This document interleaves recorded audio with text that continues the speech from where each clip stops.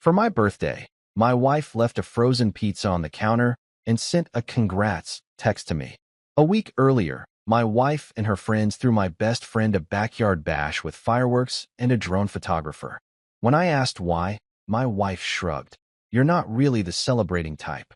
I didn't reply. I didn't eat. I just grabbed my bag and walked out the door. That night, my wife's mom texted, "Why's everyone freaking out? My name's Miles Carter, and I need you to understand something right off the bat.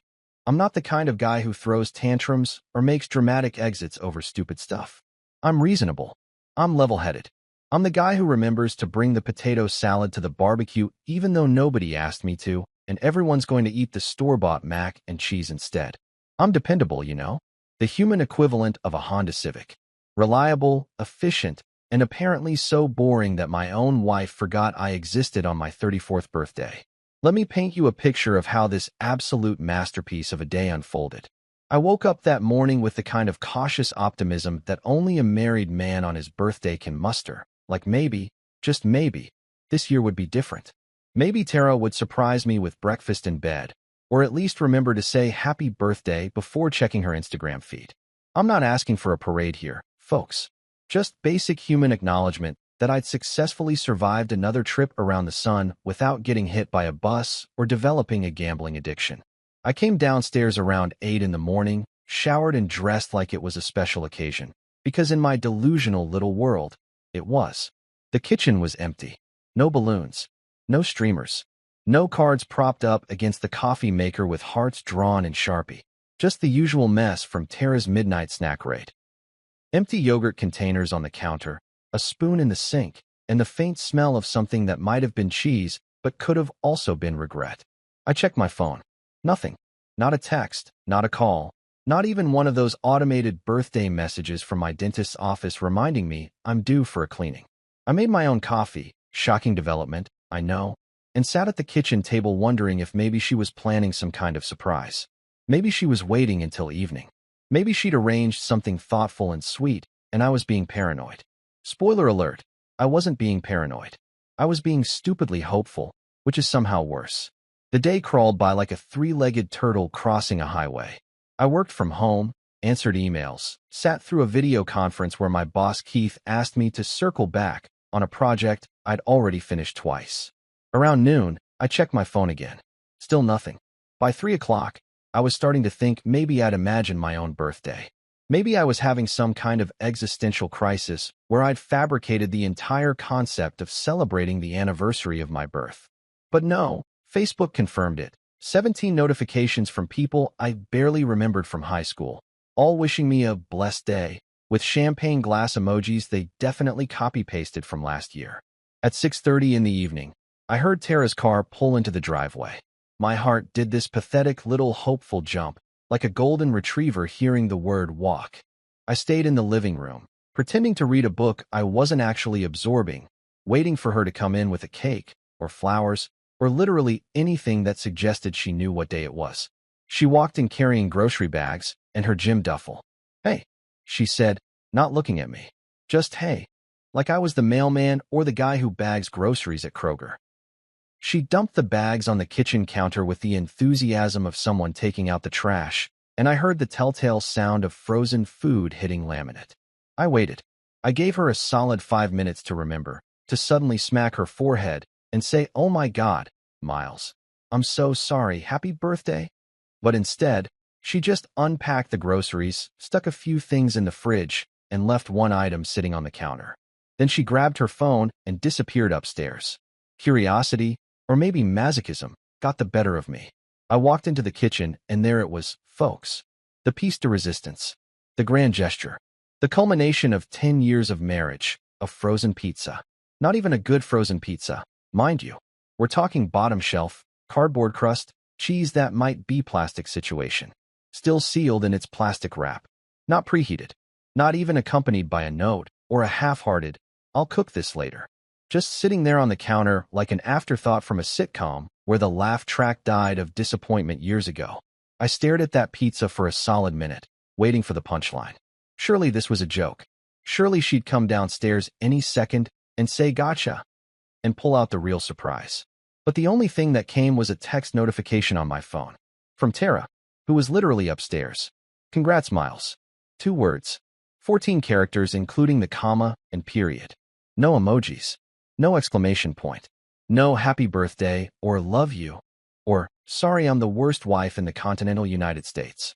Just congrats, Miles. Like I'd finished a moderately difficult crossword puzzle or successfully parallel parked on the first try. Here's where the story gets really fun, though. See, I'm not the kind of person who forgets details, especially when those details involve public humiliation and financial waste.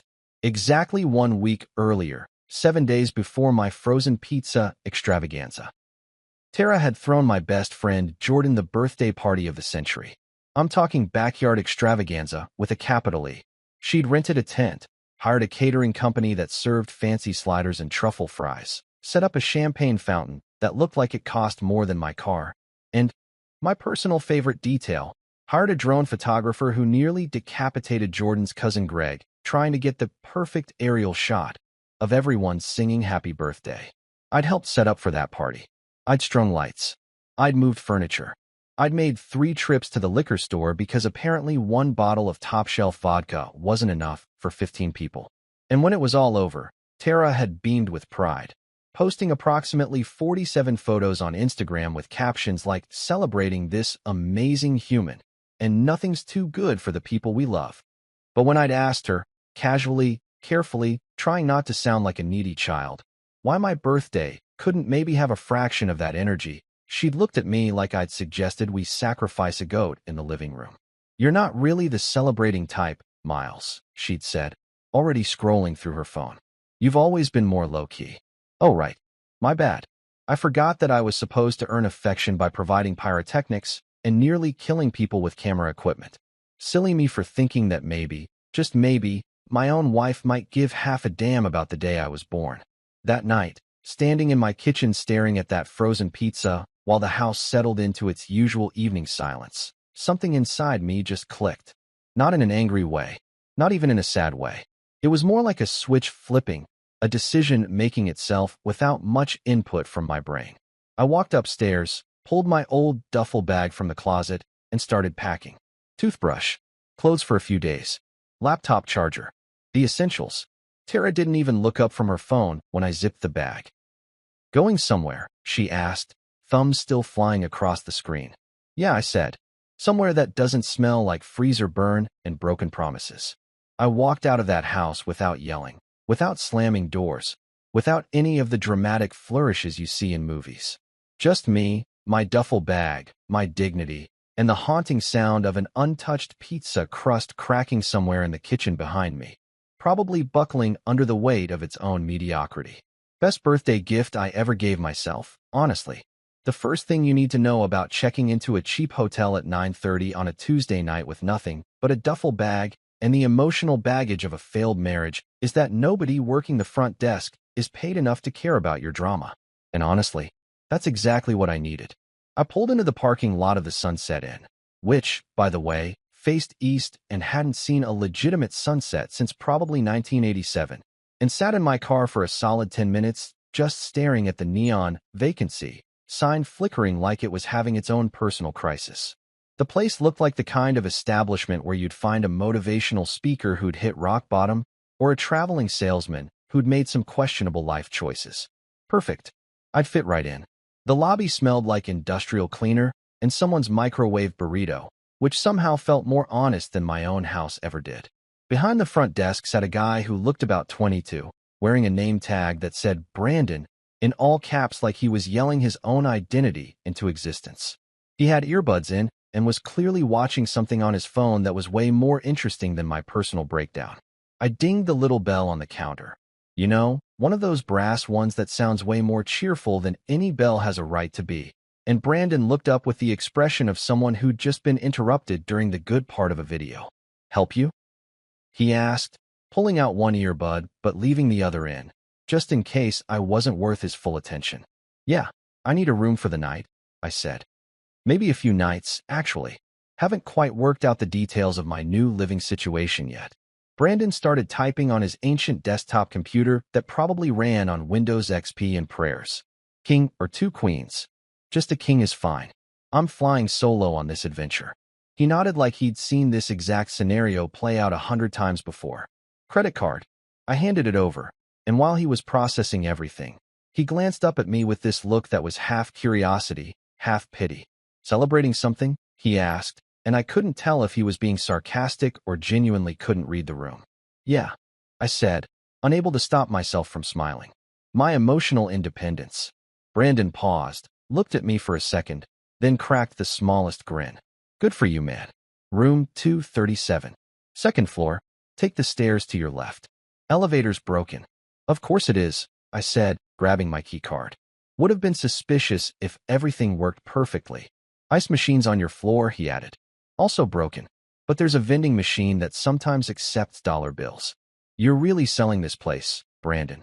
Hey, it's $89 a night, and we don't ask questions. That's the whole pitch. Fair enough. I grabbed my duffel bag and headed for the stairs, climbing up to the second floor while trying not to think about how many life decisions had led me to this exact moment. The hallway carpet was that special pattern that hotels use specifically to hide stains. You know, the one where it looks like someone threw a kaleidoscope into a blender and then vomited it onto the floor. Room 237 was at the end of the hall, right next to what I could only assume was either another guest having a very loud phone conversation or someone watching a documentary about angry geese. I slid the key card into the door slot. Red light. Tried again. Red light. Third time's the charm. Green light, and I was in. The room was exactly what you'd expect from a place called the Sunset, and that charged $89 a night.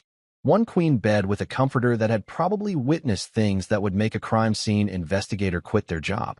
A TV from 2003 bolted to the dresser. A bathroom the size of a shoe box with water pressure that could best be described as apologetic. And that smell. That universal hotel smell that's somehow a combination of cleaning products, other people's lives, and existential dread. But here's the thing that hit me as I dropped my duffel bag on the questionable carpet and looked around. The silence was absolutely beautiful. I'm not talking about the absence of noise. I could hear the guy next door still arguing with someone about parking tickets, and the air conditioning unit under the window was making sounds like it was trying to communicate with dolphins.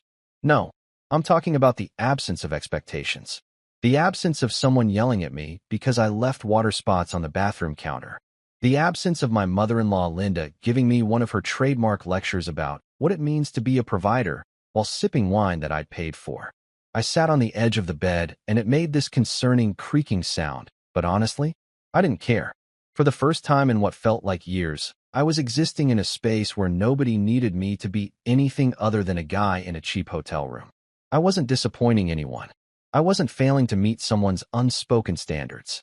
I was just Miles, sitting on a questionable mattress, finally breathing air that didn't taste like resentment. I ordered a pizza, a real one this time, from an actual pizza place, because apparently that's what freedom tastes like, and sat cross-legged on the bed watching some terrible reality show about people buying storage units. The pizza arrived 40 minutes later, hot and excessive and completely unnecessary, and I ate half of it while laughing at grown adults fighting over a box of old Christmas decorations. Around midnight, just as I was considering calling it a night and seeing if the bed was as uncomfortable as it looked, my phone started buzzing like an angry hornet.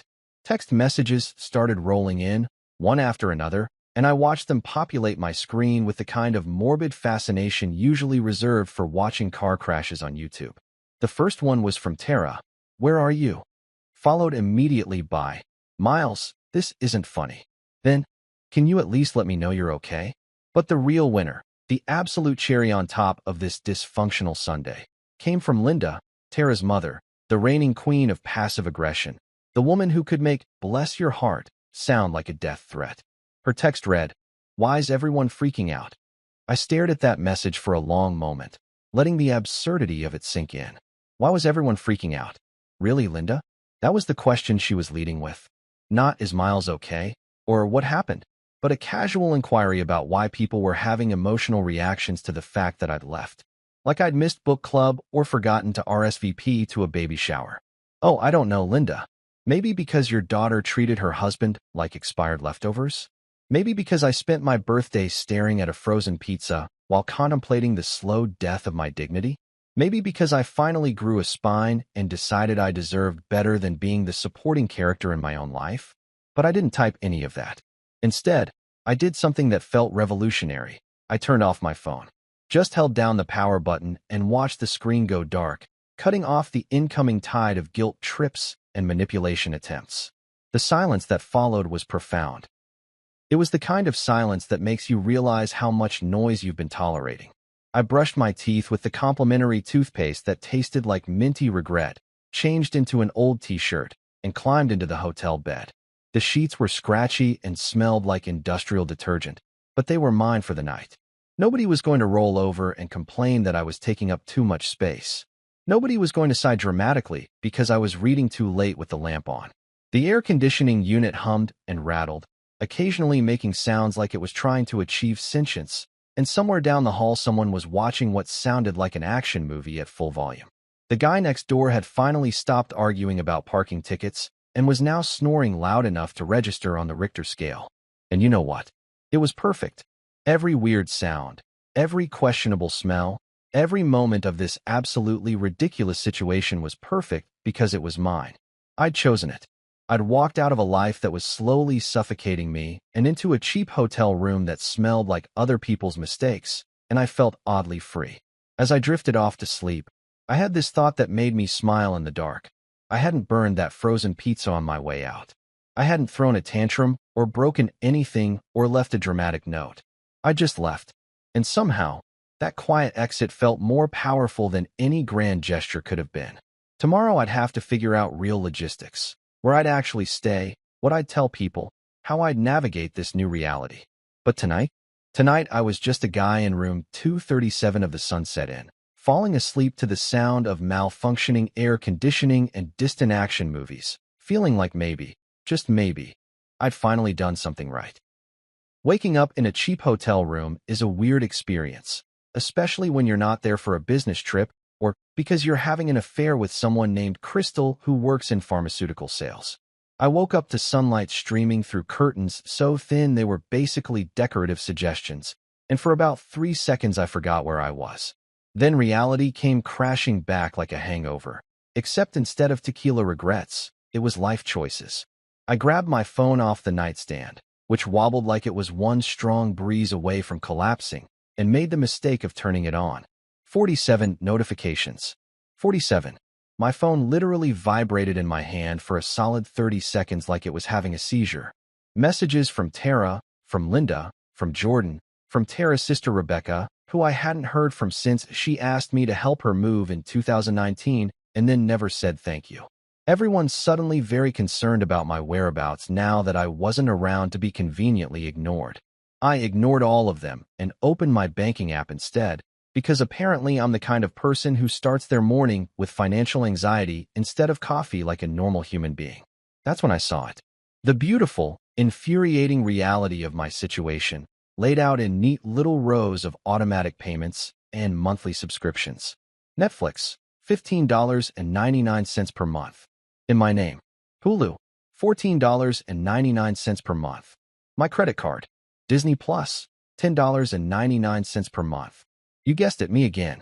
HBO Max, $15.99 per month. Miles Carter, Party of One, paying for everyone's binge-watching habits.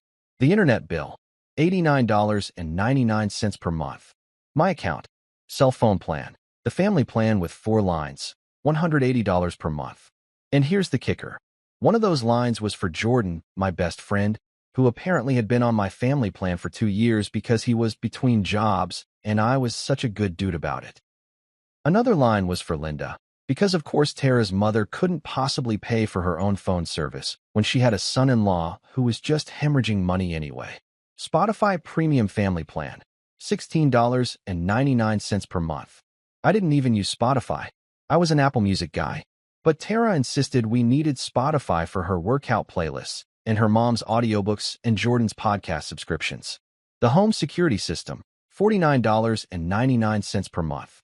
Protecting a house I wasn't even living in anymore. I kept scrolling, and the hits just kept coming.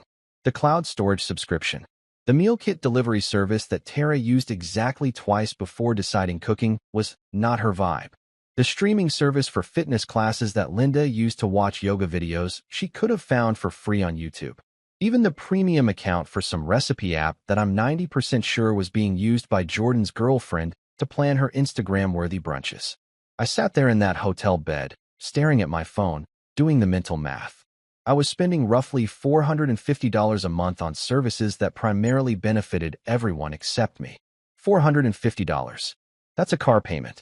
That's a decent vacation fund. That's a therapy session every week with enough left over for the good coffee. And this is where it gets really beautiful. I realized something that made me laugh out loud in that depressing hotel room. I had all the passwords. Every single account, every subscription, every service. They were all in my email, tied to my credit cards, accessible through my phone. I was the gatekeeper to their entire digital existence, and I'd been so busy being the reliable guy that I'd never even thought about what would happen if I just stopped. A plan started forming in my head, and let me tell you, it was the kind of plan that made me feel like a supervillain in the best possible way. Not an evil supervillain, more like a chaotic, neutral character who'd finally had enough of being everyone's financial safety net. I wasn't going to cancel everything immediately, because that would be rash and impulsive, and despite recent events, I'm still fundamentally a person who thinks things through. No, I was going to give them 3 days, 72 hours, a generous warning period that they wouldn't even know they were getting. In 3 days, I'd start canceling subscriptions, one by one, methodically, starting with the least essential and working my way up to the big ones.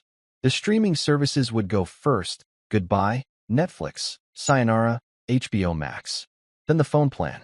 I'd port my number to a new individual plan and let the other 3 lines figure out their own situation. The internet bill would be last, because I'm not a complete monster, but it was definitely on the chopping block. I got out of bed, showered in the world's tiniest bathroom with water pressure that felt like someone spitting on me from a distance, and got dressed in yesterday's clothes because I'd packed in a hurry and hadn't really thought about the practicalities of extended hotel living. My reflection in the mirror looked tired but somehow lighter, like I'd put down a backpack I'd been carrying for so long I'd forgotten it was there. The coffee situation at the Sunset Inn was about what you'd expect from an $89 a night establishment. There was a complimentary breakfast set up in the lobby that consisted of a waffle maker that looked like it had seen combat, some sad-looking fruit in a bowl, and a coffee dispenser that gurgled and hissed like it was summoning demons. I grabbed a styrofoam cup, because of course they use styrofoam, environmental consciousness costs extra, and filled it with coffee that looked like it could strip paint off a car. Brandon was still at the front desk, or maybe he was there again. I couldn't tell if he'd worked an all-night shift or just really loved his job. He looked up from his phone and gave me a nod. Survivor of room 237. How'd you sleep? Like someone who finally made a decision, I said. That's weirdly specific, but I respect it. I grabbed a handful of those little creamer cups and a packet of sugar that was probably older than Brandon, and walked outside to the parking lot. The morning air was crisp and cool, and the sky was that particular shade of blue that makes you think maybe things aren't completely terrible. I leaned against my car, popped the lid off my terrible coffee, and took a sip. It tasted like burnt dreams and questionable life choices, but it was mine, and I wasn't sharing it with anyone. I pulled out my phone, opened the Notes app, and started making a list. Not a grocery list or a to-do list, but a revenge list. Okay, revenge is a strong word. Let's call it an accountability list. An actions have consequences list. Maybe you should have thought about this before you gave me frozen pizza for my birthday list. Day 1. Today, research individual phone plans. Look into month-to-month apartment rentals. Call Maya about that job offer. Drink terrible hotel coffee and feel smug about it. Day 2. Port phone number to new plan. Change all passwords. Update billing addresses. Forward mail to somewhere that isn't my old house. Day 3. Cancel Netflix. Cancel Hulu.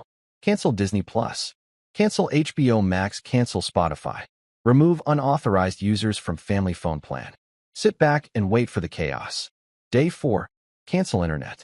Watch the world burn from a safe distance. I stood there in that hotel parking lot, holding my styrofoam cup of coffee that tasted like someone's abandoned hopes, and raised it in a toast to absolutely no one.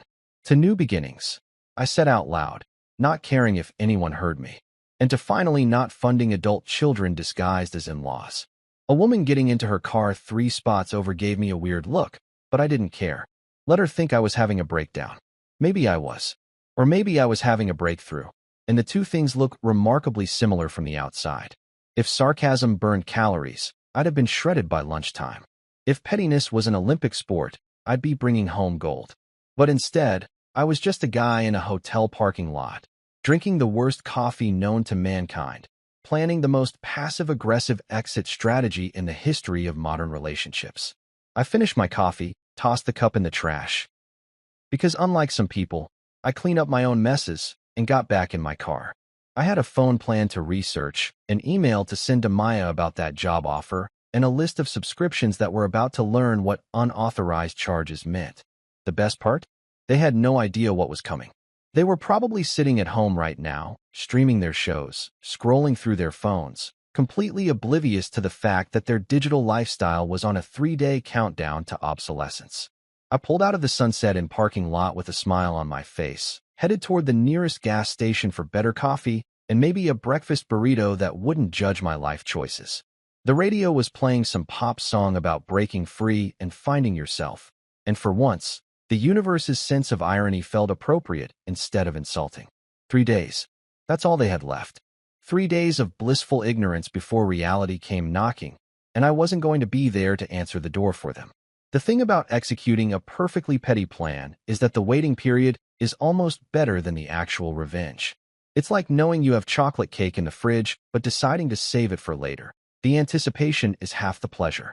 For 2 whole days, I existed in this beautiful bubble of calm where I knew exactly what was coming and nobody else had a clue. I spent those 48 hours in a state of zen-like peace that I haven't experienced since before I got married. I woke up when I wanted to wake up. I ate meals at weird times because there was nobody around to judge me for having leftover Chinese food at 10 in the morning. I watched whatever I wanted on my laptop without someone sighing dramatically because I wasn't interested in another documentary about minimalist tiny homes or whatever wellness trend Tara was pretending to care about that week. On day 1 of the calm, I went to a diner about 5 miles from the hotel. One of those classic American places with red vinyl booths and a laminated menu that's probably been the same since 1995. The waitress was named Dolores, according to her name tag, and she had the energy of someone who'd seen everything and was no longer impressed by human behavior. I ordered the biggest breakfast they had: pancakes, eggs, bacon, hash browns, toast, and coffee that actually tasted like coffee instead of punishment. Hungry or heartbroken? Dolores asked, not even looking up from her order pad. Can it be both? I said. She cracked a smile. Rough week. You could say that. But it's getting better. Good, she said, pouring my coffee. Life's too short to stay miserable, especially when there are pancakes. Wise woman, Dolores. I left her a $20 tip because sometimes you meet people who restore your faith in humanity, and they deserve to know it. I spent the afternoon driving around town, reacquainting myself with a city I'd been living in for years but hadn't really seen. When you're stuck in a routine, work, home, obligations, repeat, you stop noticing things.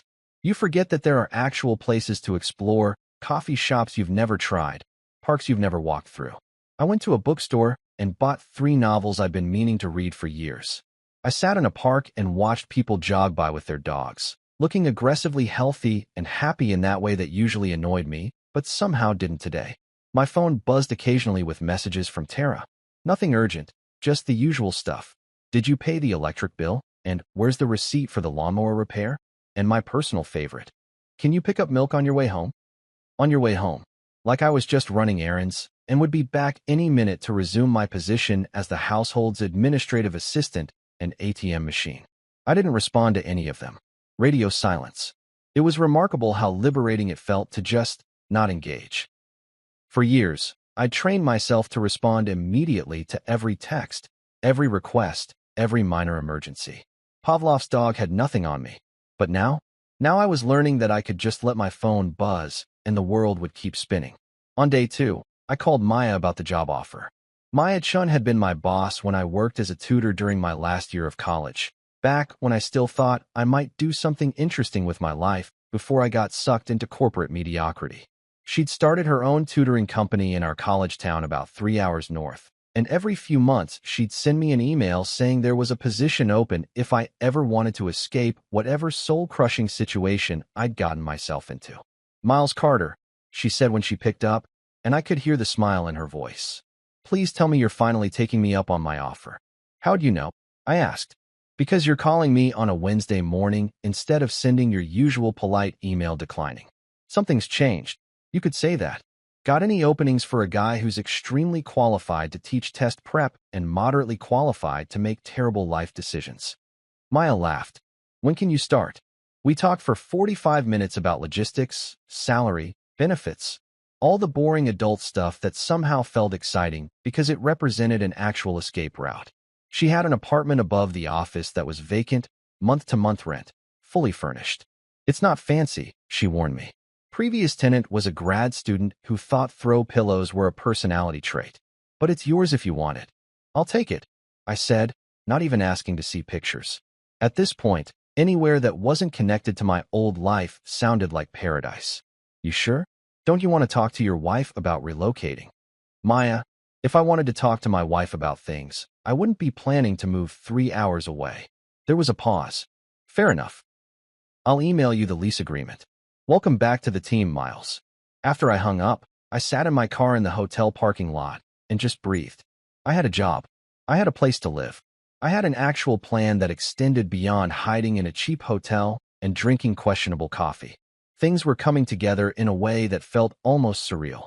That evening, I treated myself to a nice dinner at a steakhouse, the kind of place Tara always said was too expensive for a random weeknight, but somehow wasn't too expensive when her friends wanted to celebrate someone's promotion or engagement. I ordered a ribeye, medium rare, with a loaded baked potato and a beer that cost $12 but tasted like victory. The waiter asked if I was celebrating something, and I said, yeah, my upcoming unemployment and divorce, which made him laugh nervously and back away slowly. Worth it.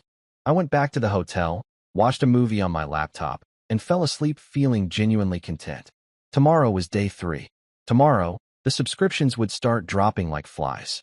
Tomorrow, the chaos would begin, and I'd get to watch it unfold from a safe distance. But then tomorrow came early. At 7:43 a.m.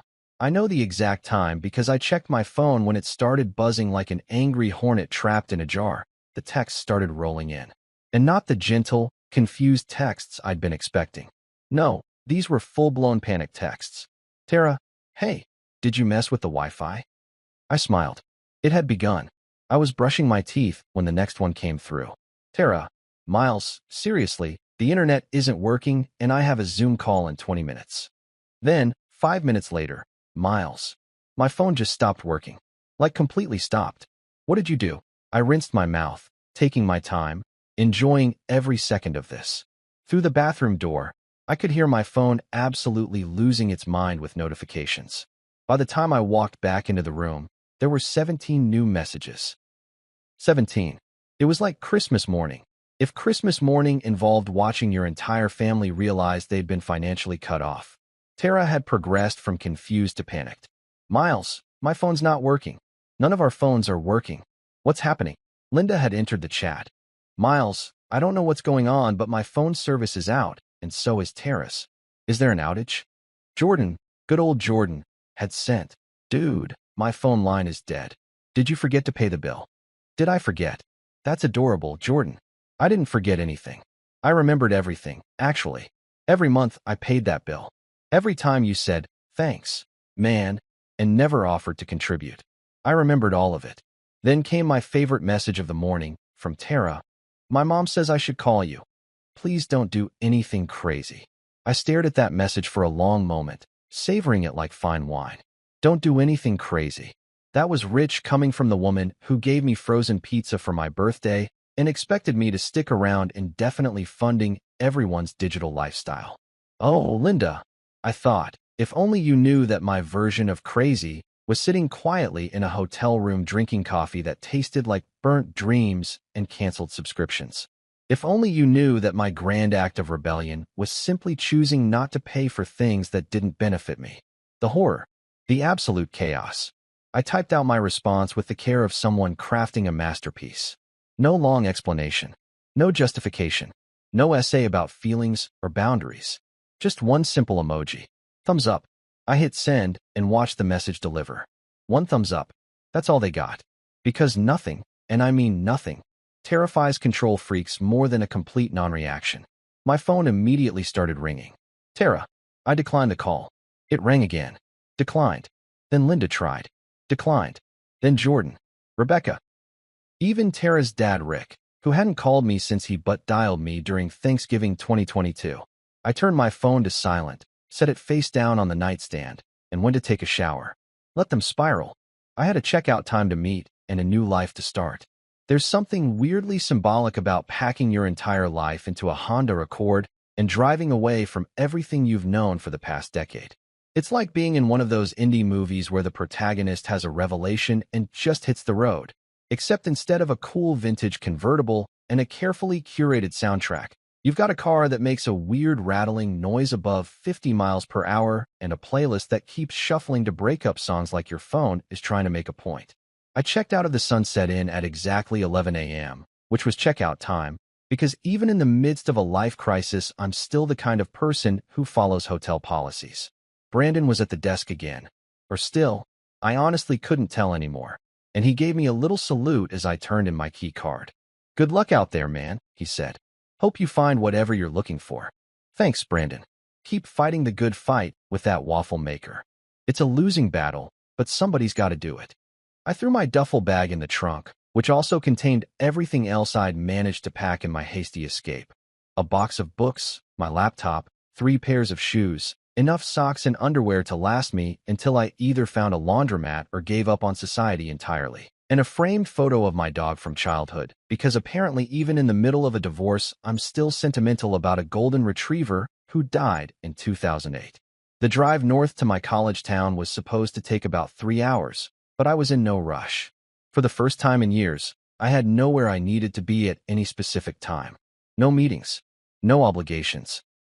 No wife texting me a grocery list with 17 items that somehow all needed to be the organic version. Just me, the open road, and the distinct possibility that I was having either a breakthrough or a breakdown. The jury was still out. I merged onto the highway, and immediately my phone started ringing through the car's Bluetooth system.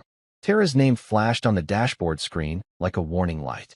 I hit decline and turned off Bluetooth entirely, because I was learning that sometimes the best response is no response at all. Let her think I'd driven into a tunnel. Let her think I'd dropped my phone in a lake. Let her think whatever she wanted. I was done providing explanations for my existence. The radio became my only companion, and it had apparently decided that today was songs about love gone wrong day. Every station I flipped to was playing either a bitter breakup anthem or an overly optimistic song about finding yourself after heartbreak. At one point, I Will Survive came on, the Gloria Gaynor version, not some modern cover, and I cranked it up and sang along like I was auditioning for the world's saddest karaoke competition. A truck driver in the next lane looked over at me belting out lyrics about changing locks and growing strong, and I just nodded at him like this was completely normal behavior. He gave me a thumbs up. Brotherhood of the road, I guess. We've all been there, fighting our demons at 70 miles per hour while Gloria Gaynor provides the soundtrack. About an hour into the drive, I stopped at a rest area that had the aesthetic of a building that had given up on life sometime in the 90s. The bathroom smelled like broken dreams and industrial cleaner, and the vending machines looked like they might contain either snacks or anthrax. It was hard to tell. I grabbed a coffee from a machine that charged $3 for what tasted like someone's interpretation of what coffee might be, and stood outside watching families shuffle between minivans and SUVs. There was this one couple, probably in their 50s, and they moved around each other with this easy familiarity that made me realize I'd never had that with Tara.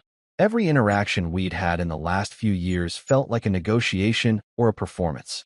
This couple, though, the guy just handed his wife a napkin without her asking. She adjusted his collar without thinking about it. Small gestures that added up to something real. I wondered if Tara and I had ever had that, or if we'd just been playing house from the beginning, following some script about what marriage was supposed to look like without ever figuring out what we actually wanted it to be. Deep thoughts at a highway rest stop. That's where I was in life now. I got back in my car and kept driving, and the landscape slowly started to change. The sprawling suburbs gave way to smaller towns, then to actual countryside with farms and cows, and the kind of pastoral scenery that makes you understand why people write country songs. The further I got from the city, the lighter I felt, like I was literally driving away from weight I'd been carrying. My phone buzzed in the cup holder, silenced but still visible, and I could see notifications piling up. 53 messages. 53. I laughed out loud in my empty car, because what else are you supposed to do when your entire family loses their collective mind because you stop paying for their streaming services? 2.5 hours into the drive, I started seeing familiar landmarks. The billboard for that sketchy fireworks store that was always going out of business, but never actually closed. The exit for the state park where my college friends and I used to go hiking when we were pretending to be outdoorsy. The water tower painted to look like a giant basketball, because apparently in the 80s that seemed like a good idea. I took the exit for Millbrook, my old college town, and felt this weird mixture of nostalgia and hope. This place held memories of a version of me that still had potential before I'd settled into a comfortable life that turned out to be slowly suffocating me. The downtown area hadn't changed much. Same brick buildings, same locally owned shops trying desperately to compete with the strip mall on the highway, same coffee shop where I'd spent countless hours studying and pretending to understand philosophy. Actually, wait. The coffee shop was different. It used to be called The Daily Grind, but now the sign read June's Brew in cheerful yellow letters with a little sun logo. Cute. Probably new ownership trying to put a personal touch on things. I parked on Main Street, found a spot right in front, which never would have happened in the city, and sat in my car for a moment, watching people walk by. College students with backpacks looking stressed about midterms. Older folks moving at a slower pace, actually making eye contact with each other. A guy walking 3 dogs at once, and somehow making it look easy. This could work. This could actually work. I grabbed my wallet and headed into June's Brew, pushing open the door to the sound of a little bell chiming. An actual bell, not a recording. The place smelled like fresh coffee and baked goods and possibility. It was warm without being stuffy, busy without being crowded, and had that perfect coffee shop ambience that makes you want to stay for 3 hours with a laptop and pretend you're writing the next great American novel. Behind the counter was a woman about my age with dark hair pulled back in a ponytail and an apron that said, "Powered by coffee and sarcasm." She was steaming milk for someone's latte with the focused concentration of a surgeon performing a delicate operation. When she looked up and saw me standing there, she smiled. And here's the thing that got me. It was a real smile. Not a customer service smile. Not a polite but exhausted smile. An actual, genuine, reaches your eyes kind of smile that made me realize I hadn't seen one of those directed at me in longer than I cared to admit. "Welcome to June's," she said. "What can I get you?" "Are you June?" I asked, already knowing the answer but needing to confirm that yes, some people actually name their businesses after themselves, and that's adorable. Guilty as charged. Opened this place 6 months ago and immediately regretted the pressure of having my name on everything. She grinned. "If the coffee's bad, it's a personal failure. If it's good, well, at least my ego gets a boost." "I'll take a large latte," I said.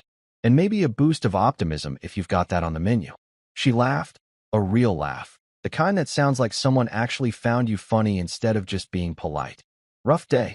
"More like rough decade with a particularly terrible birthday as the grand finale," I said. "But I'm told coffee helps."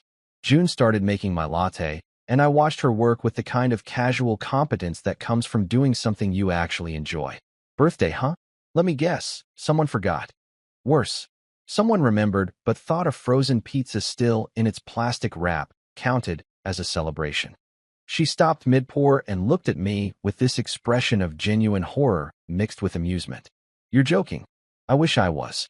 Frozen pizza. Not even preheated. Just sitting on the counter like a sad monument to low expectations. June finished my latte and slid it across the counter, and I noticed she'd done one of those fancy leaf designs in the foam. "Well, mysterious frozen pizza guy, consider this latte my retroactive birthday present. On the house. You don't have to. I insist. Anyone who's been through the great frozen pizza incident of whatever year this happened deserves at least one free coffee." I took the latte and raised it in a toast. "To new beginnings and coffee shop owners who restore your faith in humanity." "I'll drink to that." she said, raising her own cup. Even though mine's decaf because I've already had 4 shots of espresso today and my heart is staging a rebellion. That laugh. Her laugh was the first genuine sound of joy I'd heard in months, and it felt like maybe, just maybe, I'd made the right decision driving north to start over. Day 3 arrived with all the subtlety of a freight train crashing through a nitroglycerin factory. I woke up in my car. Yeah, my actual car, parked behind June's coffee shop because I'd stayed until closing time talking to her about everything from terrible exes to the correct way to make a grilled cheese sandwich, and then realized it was too late to go check out Maya's apartment. June had said I could crash in my car in her parking lot, because apparently this town still believed in basic human decency. Wild concept. My phone had died sometime during the night, which was probably a blessing. I plugged it into my car charger and watched it come back to life with all the enthusiasm of someone watching a horror movie where you know the killer's behind the door. The screen lit up and immediately had a stroke trying to load all the notifications. 89 messages. 89. I had 89 unread messages, and it wasn't even 7 in the morning yet. I scrolled through them with the detached fascination of someone watching a reality show about people who hoard exotic animals. The progression was beautiful. A perfect arc from confusion to panic to anger to desperation. It was like watching the 5 stages of grief, except instead of accepting death, they were accepting the death of their unlimited streaming capabilities. The messages had started around midnight, which tracked. That's when Netflix does its thing where it boots you out and makes you sign back in. Except this time, there was no account to sign back into, because I'd canceled it at exactly 11:47 p.m. the previous night, while eating leftover pad thai in my hotel room. Tara, 12:03 a.m. Netflix won't load. Tara, 12:15 a.m. Seriously, Netflix is broken. Did you change the password? Tara, 12:47 a.m. Miles. Nothing is working. Not Netflix, not Hulu, nothing. Then Linda entered the chat at 1:23 a.m., which meant she'd been up late binge-watching something and got the shock of her entitled life. Linda, Miles, I don't know what's going on with the streaming services, but they're all saying the account is closed. There must be some kind of error. Can you call customer service in the morning? Can I call customer service? That's adorable, Linda. Sure. Let me just call them up and explain that I intentionally canceled everything because your daughter gave me frozen pizza for my birthday and I finally grew a spine. I'm sure they'll fix it right up. The messages continued through the early morning hours, each one more panicked than the last. It was like watching dominoes fall, except the dominoes were pampered adults realizing they actually had to pay for their own stuff. Jordan, 3:47 a.m. Yo, my phone's completely dead. Like no service at all. What's happening?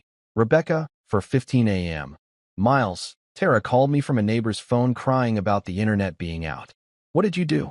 What did I do? What did I do? I stopped being a human ATM, Rebecca. I stopped funding a lifestyle for people who couldn't even remember my birthday. I stopped setting myself on fire to keep everyone else warm. That's what I did.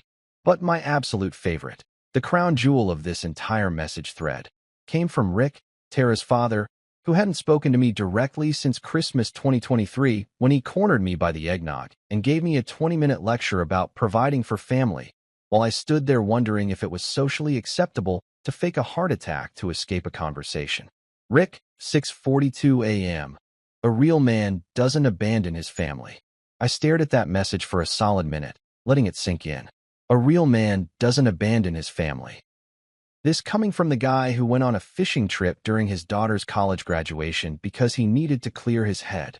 This coming from Mr. I'll just put it on Miles's tab at every family dinner. This coming from someone who genuinely believed that masculinity was measured by how much emotional and financial abuse you could tolerate while maintaining a smile. I typed out about 17 different responses in my head, each one more scathing than the last. I wanted to explain to Rick that a real man knows his worth. That a real man doesn't let people treat him like a convenience store that's open 24 hours for their emergencies. That a real man can recognize when he's being used and actually do something about it instead of just complaining about kids these days and their entitlement, while being the most entitled person in the room. But you know what I actually sent? Nothing. Absolutely nothing. Because the thing about people like Rick is that they don't actually want a conversation. They want validation. They want you to engage so they can feel important and wise and like they've made some kind of point. And the most powerful thing you can do to someone who's trying to manipulate you through guilt is just not play the game. I did, however, screenshot his message and send it to Maya with the caption, "My father-in-law's thoughts on masculinity." Also, he's been on my phone plan for 2 years without contributing a dime. Maya responded within minutes. "I've known you for an hour, and I already know you're more of a man than this dude. Want me to send him a strongly worded email about emotional intelligence?" God, I loved Maya. The messages kept coming as I sat in my car, watching the sunrise paint the sky in shades of pink and orange that seemed way too cheerful for the chaos unfolding in my phone. It was like being inside the eye of a hurricane, watching the destruction from a safe distance while maintaining perfect calm. Tara had moved from anger to negotiation, which was a predictable stage. Tara, 7:03 a.m. Miles, I know you're mad, but this is affecting everyone. Can we at least talk about the phone plan? My mom needs her phone for work. Linda didn't work. Linda was retired and spent her days watching home improvement shows and texting unsolicited advice to people who didn't ask for it. But sure, let's pretend her phone was essential for her non-existent career. Then Jordan chimed in with what might be the most Jordan message ever sent. Jordan, 7:21 a.m. Bro, she's saying you hacked the Wi-Fi. I told her that's not how Wi-Fi works, but she's convinced you did something technical and malicious. Also, can you turn my phone back on? I have a date tonight. I had to laugh at that one.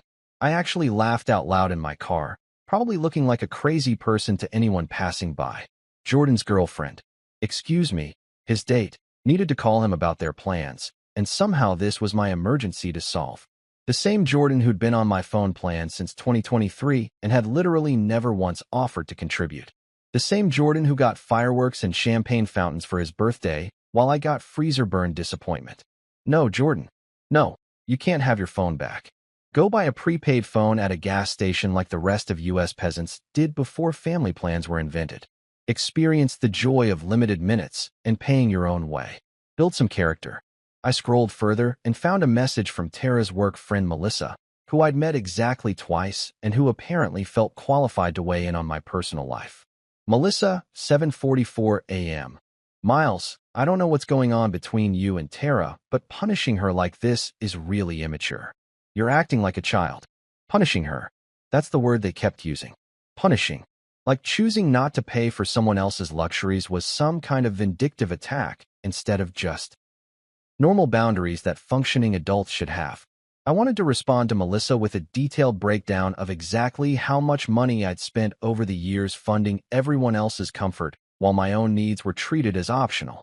I wanted to calculate the exact dollar amount of frozen pizza versus Jordan's birthday party and send her a spreadsheet. I wanted to explain that sometimes punishment is just consequences wearing a different outfit. But again, I didn't respond. Because Melissa didn't actually matter. Her opinion was worth exactly as much as she'd contributed to my phone bill. Nothing. The final message that made me actually put my phone down and take a deep breath came from Linda at 8:02 a.m. Linda, I raised my daughter to be a good wife. This is breaking her heart. I hope you're proud of yourself. And there it was. The ultimate guilt trip. The nuclear option. The think of how this affects my daughter card. As if I hadn't spent 10 years thinking about exactly that while my own feelings were treated like they were optional features nobody ordered. I looked at that message, sitting in my car behind a coffee shop in a town I'd fled to for a fresh start, and I realized something profound. I actually was kind of proud of myself. Proud that I'd finally drawn a line. Proud that I'd stopped accepting crumbs and calling it a meal. Proud that when faced with the choice between maintaining peace and maintaining my dignity, I'd chosen myself for once. I turned my phone face down, grabbed my toiletry bag, and headed into June's coffee shop. She was just unlocking the front door, probably wondering why there was some random guy sitting in his car in her parking lot at 8 in the morning. Morning, she said, not even looking surprised. Rough night. You could say that. Any chance you know where a guy can find a shower and maybe some industrial-strength coffee? She grinned. Gym's 2 blocks down. They do day passes. And the industrial coffee? That I can help with right now. You're a lifesaver, June. Nah, she said, flipping the lights on inside the shop. Just someone who recognizes a fellow survivor when she sees one. Saturday morning arrived with the kind of peaceful quiet that makes you think maybe the universe has decided to give you a break. I'd moved into Maya's apartment above the tutoring office 2 days earlier, and I was still in that honeymoon phase with the place where even the creaky floorboards seemed charming instead of annoying. The apartment was exactly as advertised, small, fully furnished by someone who thought throw pillows could solve any decorating problem, and absolutely perfect for a guy who needed to start over with minimal baggage. I'd spent Friday night setting up my laptop, organizing my clothes in the tiny closet, and enjoying the revolutionary concept of living in a space where nobody yelled at me for leaving a coffee mug on the counter.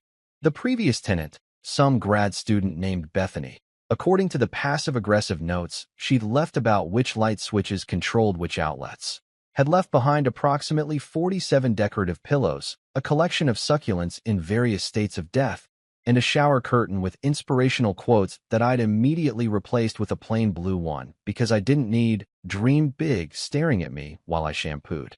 I woke up around 8, made coffee in the little single-serve maker that looked like it had been purchased during the Obama administration, and was contemplating whether I had the energy to walk to June's shop for a real breakfast when I heard footsteps on the stairs leading up to my apartment. Heavy, determined footsteps.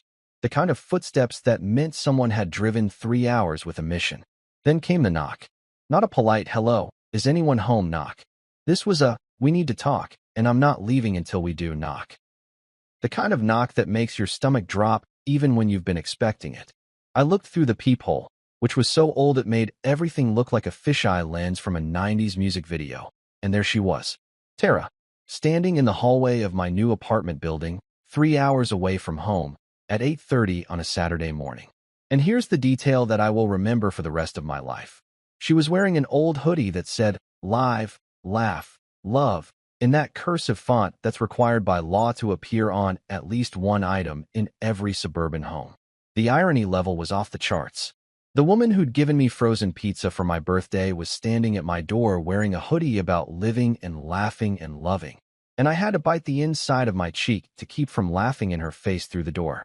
I took a deep breath, checked my reflection in the mirror by the door to make sure I didn't look as emotionally destroyed as she probably hoped, and opened it. "Tara," I said, keeping my voice neutral. "How'd you find me?" "Your boss, Maya," she said, not even bothering with a greeting. I called the tutoring company. Told them it was a family emergency. Of course she did.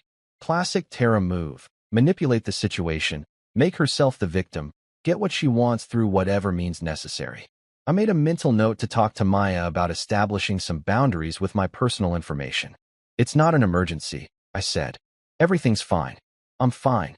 Are you?" She looked past me into the apartment, taking in the throw pillows and dead succulents and the general aesthetic of person starting over in their mid-30s. "This is what you left me for? This place?" "I didn't leave you for a place, Tara. I left you because you treated me like an appliance that you occasionally remembered to maintain." Her eyes got that shiny look they always got when she was about to deploy tears as a tactical weapon. "You're really going to do this? Over a pizza?" And there it was. The reduction of 10 years of slow emotional erosion into one frozen pizza. Like that was the entire problem. Like I'd thrown away a marriage because of a grocery store purchase. "No," I said, and I felt this weird calm settle over me. Over 10 years of being the side character in my own life story. The pizza was just the moment I realized I'd been edited out of the narrative entirely. "What are you even talking about?" She crossed her arms, defensive now.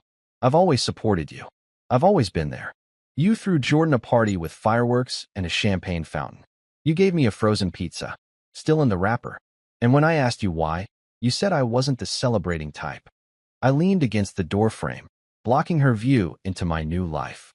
"But the real issue isn't the pizza, Tara. It's that you genuinely don't see the problem."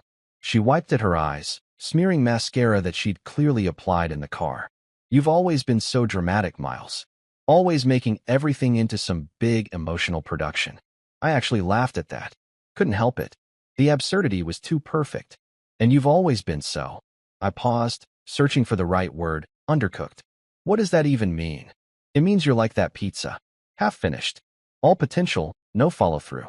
You talk about love and partnership and building a life together, but when it comes time to actually show up, you're still frozen in the package. Her face went through several expressions, confusion, hurt, anger, before landing on determination. Fine. You want to talk about showing up? Let's talk about how you abandoned your family. How you canceled everything without even talking to me first. How you left my mother without phone service. How you're being completely selfish and childish. Your mother is 63 years old and perfectly capable of paying for her own phone. She's family, Miles. That's what family does. We help each other. Helping is reciprocal, Tara. What you're describing is me being an ATM while everyone else makes withdrawals and never deposits. She shifted tactics, and I could see it happening in real time. The softening of her posture, the slight head tilt, the voice that went from accusatory to pleading. What about Jordan? He needs his phone for work. His girlfriend needs to call him about brunch plans. You're affecting other people's lives. I had to process that for a second. Jordan's girlfriend needs to call him about brunch. Yes, that's the emergency you're presenting to me right now. Brunch coordination. Don't be like that. You know what I mean. I really don't, Tara. Because what I'm hearing is that Jordan, a 34-year-old man with a college degree and a job, can't figure out how to get his own phone plan so his girlfriend can call him about pancakes. And somehow that's my problem to solve. You used to be so much kinder, she said, going for the guilt angle. You used to care about people. I still care about people. I just don't care about being used anymore. There's a difference. We stood there in the doorway. This woman I'd been married to for 10 years, and I realized I was looking at a stranger. Or maybe I was finally seeing her clearly for the first time. Either way, whatever connection we'd had, or thought we'd had, was gone. It had probably been gone for years, and we'd both just been too comfortable or too scared to acknowledge it. Is this really what you want? She asked, her voice small now.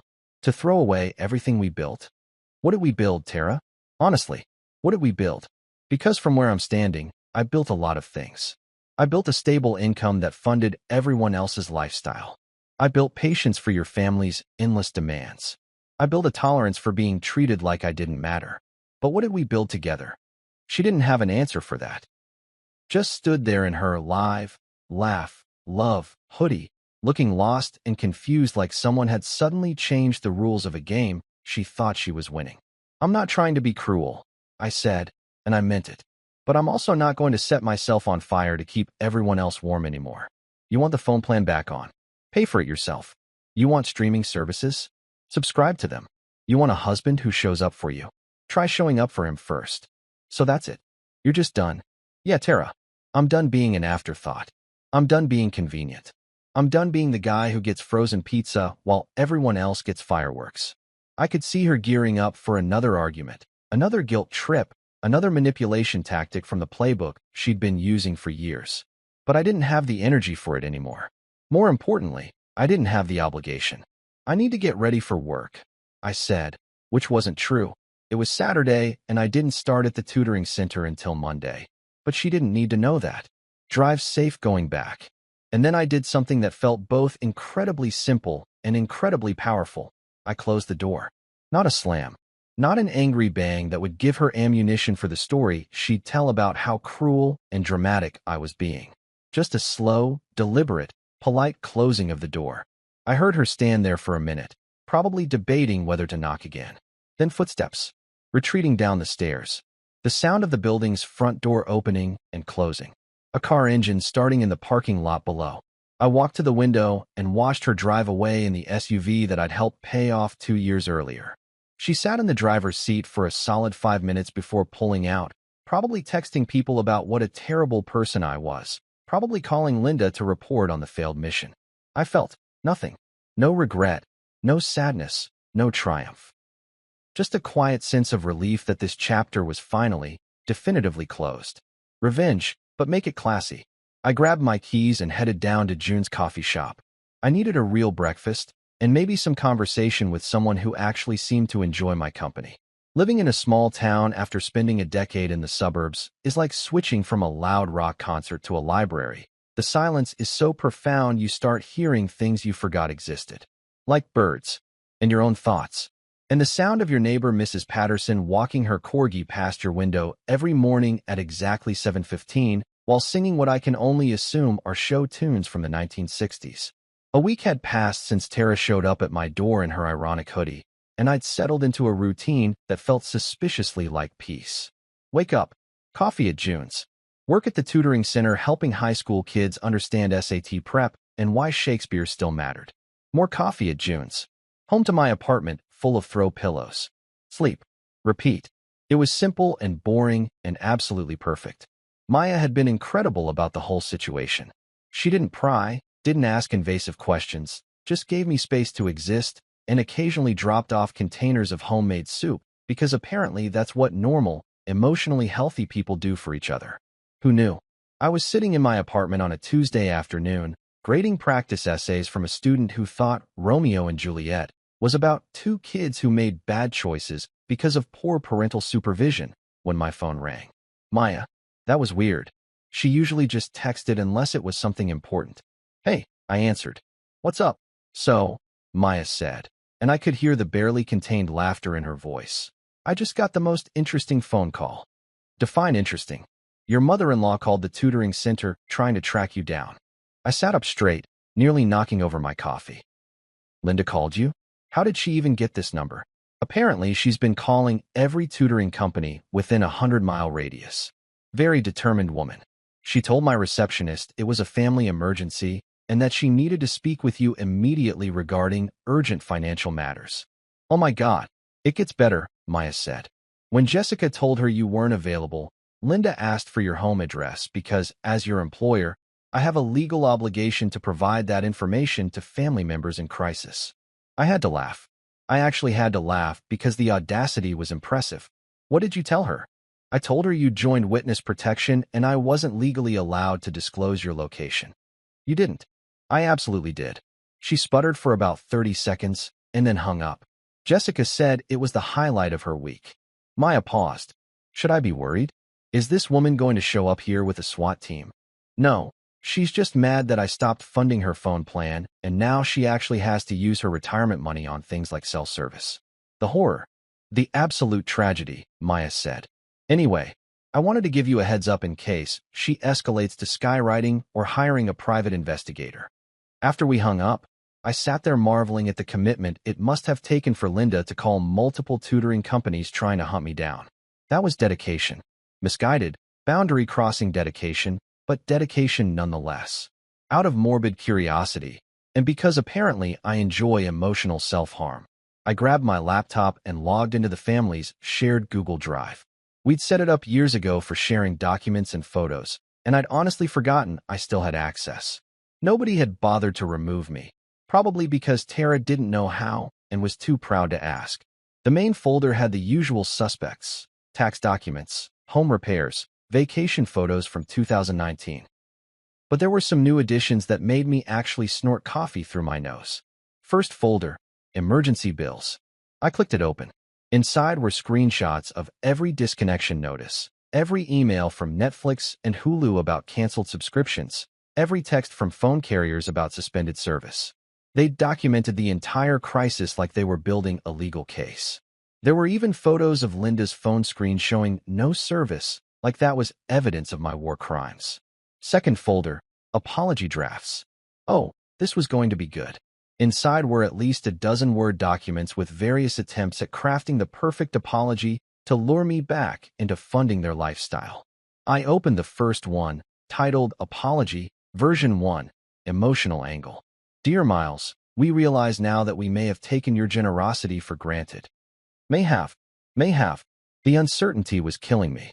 I opened another one. Apology, Version 3, Financial Compromise. Dear Miles, what if we agreed to pay you back for half of the streaming services over the next 18 months? Half. Over 18 months.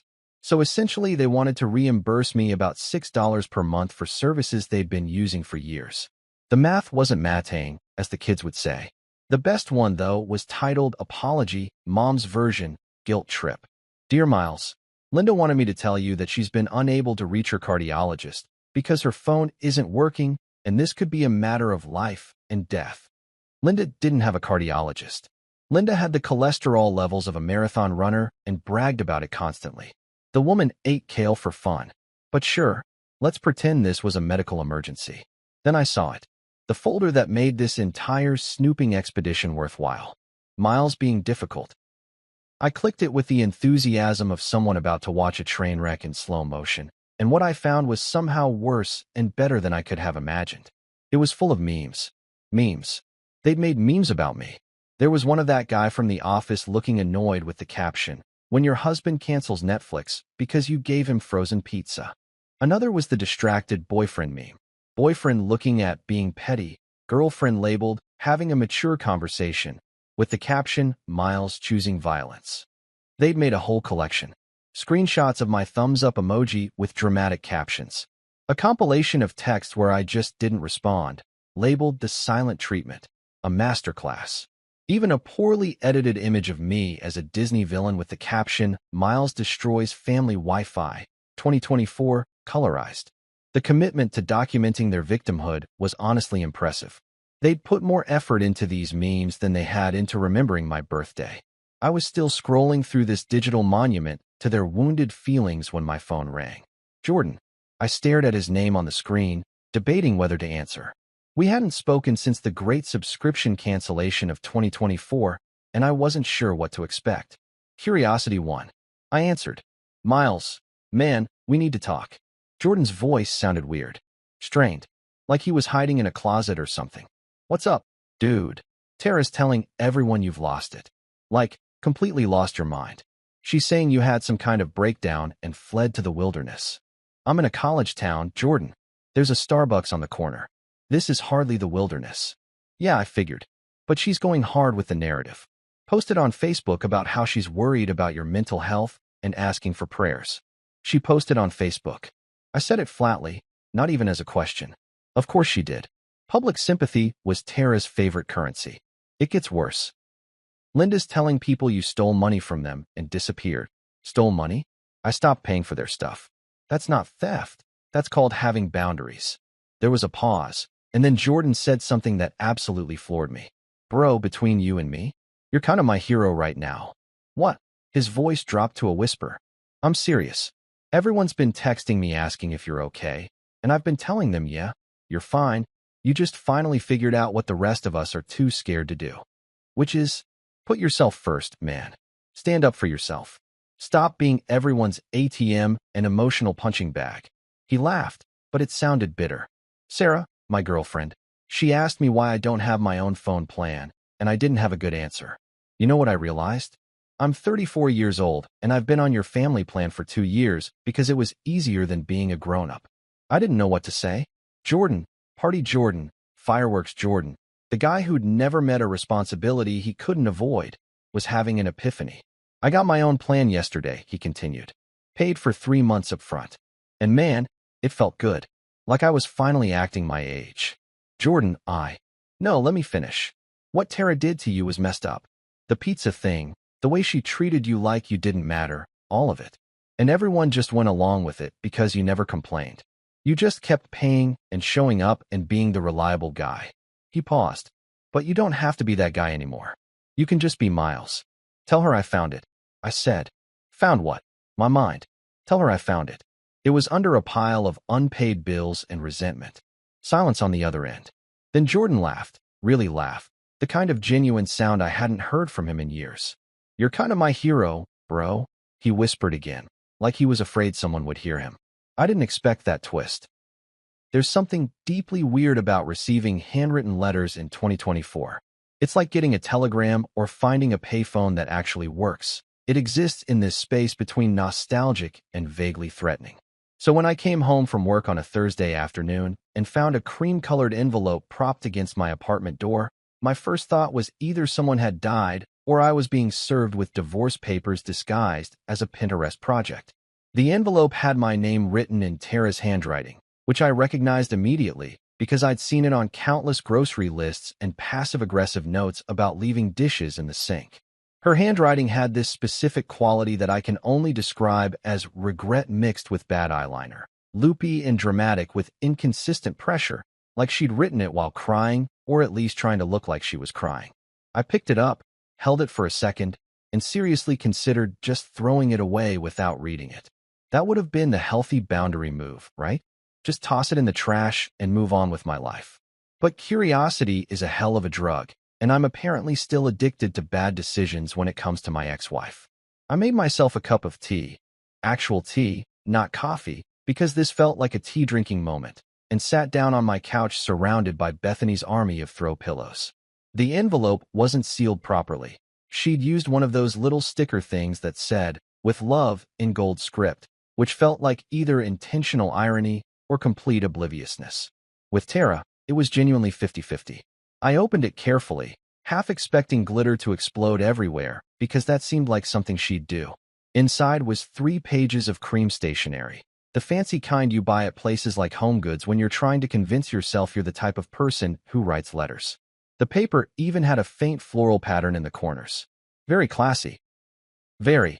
I'm having a moment of growth and reflection. Dear Miles, it started, and I immediately noticed she'd written dear, and then crossed it out and written it again, darker.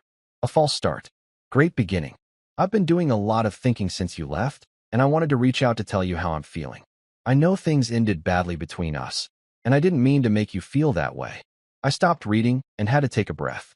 Didn't mean to make you feel that way. That phrase right there, that beautiful, classic non-apology that takes zero responsibility while sounding like it's taking all the responsibility. She didn't mean to. It just happened. Accidentally. Like giving your husband frozen pizza for his birthday was some kind of cosmic accident that she had no control over. Translation, she absolutely meant to. Or at the very least, she didn't care enough to not do it, which is functionally the same thing. I kept reading, morbid fascination propelling me forward. Looking back, I realized that maybe I took you for granted sometimes. You were always so reliable, so steady, and I think I started to see that as just who you were instead of recognizing all the effort you were putting in. You made everything look so easy that I forgot it was work. Okay, that was almost self-aware. Almost. Except it was still framed as "I forgot," instead of "I chose not to acknowledge." Like my contributions to our life together were so seamless and invisible that she just couldn't help but overlook them. Poor Tara, victim of my competence. The letter continued for another page and a half, and it was fascinating in the way watching a car crash in slow motion is fascinating. She talked about how hard the last few weeks had been for her, noticed the focus on her, and how she'd been really struggling without me there to handle things. She mentioned that her mom had been so stressed about the phone situation and that Jordan had been really inconvenienced by having to get his own plan. Not once did she mention my birthday. Not once did she acknowledge that maybe, just maybe, the frozen pizza incident was emblematic of a larger pattern of behavior. Nope, this was all about how my absence was affecting everyone else. But then, on page 3, she wrote something that made me actually laugh out loud in my apartment, probably concerning Mrs. Patterson next door who was already suspicious of me. I think part of the problem was that you were always so independent. You never really needed me for anything, and that made it hard to know how to show up for you. You've always been this way. Too self-sufficient, too okay with being alone. Maybe if you'd asked for more, I would have known how to give it. Too independent, too self-sufficient, too okay with being alone. Translation, you were inconveniently self-aware and didn't need me to function, which made it harder for me to feel important without actually having to do anything important. She'd managed to turn my basic emotional maturity into a character flaw. That took skill, honestly. Olympic-level mental gymnastics. She'd stuck the landing on that rationalization. The letter ended with, "I hope you're doing okay wherever you are. I miss you, even though I know things can't go back to how they were. Maybe someday we can be friends. Tara, maybe someday we can be friends." The universal closing line of people who want to feel better about themselves without actually changing anything. Sure, Tara, maybe someday when I've undergone a full lobotomy and forgotten what boundaries are, we can grab coffee and pretend you didn't spend a decade treating me like a houseplant that occasionally needed watering. I folded the letter carefully, put it back in its envelope, and walked over to my dresser. I opened the bottom drawer, the one where I'd been throwing random stuff I didn't know what to do with, and tucked the letter inside. Not to keep it forever, not to frame it as some kind of trophy. Just to remind myself why peace tastes better than pizza. Why a quiet apartment full of someone else's throw pillows was better than a house full of people who didn't see me. Physical evidence that I'd made the right choice. My phone buzzed. Text from June. Made too many muffins. Again. Come save me from myself. I smiled. Over the past 2 weeks, June had developed this habit of accidentally making extra muffins and texting me to come get them. Yesterday, it was blueberry. Tuesday was chocolate chip. Today, according to her follow-up text, was lemon poppy seed. I didn't correct her about the accidents. I didn't point out that she was clearly doing this on purpose. Some things you just let happen because they're nice and you deserve nice things. I grabbed my jacket and headed down to the coffee shop. The evening air was crisp, and Main Street was doing that small-town thing where everyone seemed to know each other. Mrs. Patterson was outside with her corgi, chatting with the guy who owned the hardware store. A couple of college kids were sitting on a bench sharing earbuds and laughing about something on someone's phone. Normal life. Simple life. June's shop was nearly empty when I walked in. Just one guy in the corner working on a laptop and a teenage girl studying with highlighters spread across her table like she was preparing for war. "Your timing is impeccable," June said, pulling a basket of muffins from the back. "These are still warm." "What a coincidence," I said, playing along. "Me, showing up right when you have extra muffins. What are the odds?" "Astronomical," she said, grinning. "Must be fate. Must be." She poured me a coffee without asking. She'd learned my order by day 3, which was either attentive or slightly concerning, and slid a plate with a muffin across the counter. "So," she said, leaning on the counter in that way that suggested she was settling in for conversation, "you looked pretty serious when you walked in." "Everything okay? Got a letter from my ex-wife," I said. 3 pages of almost apologies and creative blame shifting. The classic, "I'm sorry you feel that way" genre of correspondence. Exactly that. She told me I was too independent, and that's why she didn't know how to show up for me. June raised her eyebrows. Wow. That's a take. Right? Like my ability to function as an adult was somehow a personal attack on her capacity to care. "Did you write back?" "Nope. Filed it away in my drawer of reasons I made good decisions and came here for muffins instead." "Smart man," June said. She grabbed a muffin for herself and took a bite. "You know what I did when my ex tried to give me the maybe we can be friends speech?" "What?" I told him, "Sure. We can be friends the same way I'm friends with my dentist. I'll see him twice a year. It'll be mildly uncomfortable, and I'll leave feeling like I need to take better care of myself." I laughed so hard I almost choked on my muffin. That's perfect. He didn't think so. But then again, he also thought leaving me for his CrossFit instructor was a journey of self-discovery. So his judgment was questionable. We sat there for a while, eating muffins and trading stories about terrible exes and bad decisions and the weird freedom that comes from starting over. The teenage girl eventually packed up her highlighters and left. The laptop guy ordered another coffee and settled in for what looked like a long night. "You seem different than when you first came in here," June said eventually. "Lighter, maybe?" "I feel lighter," I admitted. "Like I've been carrying a backpack full of rocks and finally figured out I could just put it down." "Good," she said. "You deserve to travel light." I finished my muffin, drained my coffee, and stood to leave. "Thanks for the accident muffins." "Anytime," she said. "Same time tomorrow?" "I'm thinking banana nut." "What a coincidence." "That's my favorite." "Fate," she said, smiling. "Must be. Small wins." 6 months later, my 35th birthday rolled around, and I woke up to the smell of something actually baking. June had borrowed my apartment key.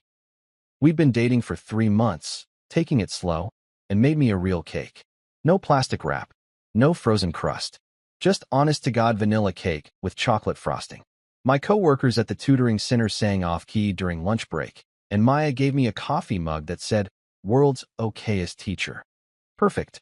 That evening, a small package arrived with no return address. Inside, a framed photo of Tara and me from happier days, back when we still smiled like we meant it. The note said, "I didn't know what you were carrying.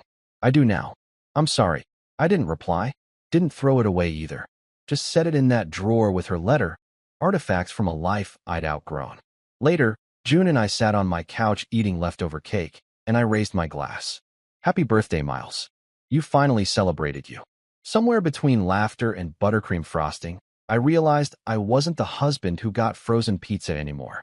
I was the man who learned to leave the oven on for himself.